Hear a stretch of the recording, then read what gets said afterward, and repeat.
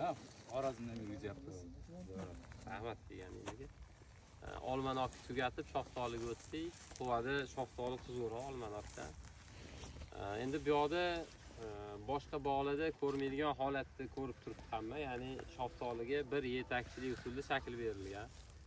Ya'ni aytishim kerak, bu g'oyani o'zi tashabbuskori G'ayrat akamiz Azbek aka bilan kelishib shu ishni boshida boshlashgan. Dana ekkansizda, to'g'rimi? Danadan chiqqan. Dana ekilgan, danani keyin ulab turib joyida qoldirib ketilgan, orasidagi olingan.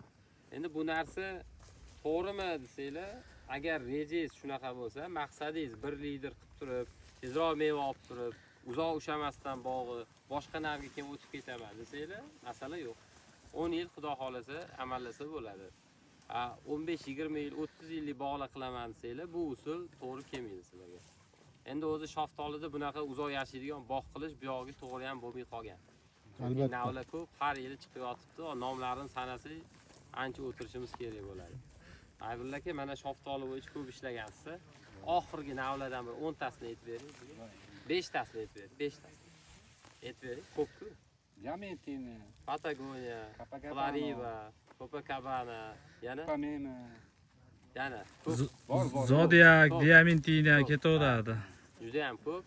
Shuning uchun bu narsa ham balki endi borgan sari to'g'ri shakl berish usuli yoki ekish sxemasi ham to'g'ri bo'lib borayotgan bo'lishi mumkin. Ya'ni shoftoli navlari tez eskirgani uchun.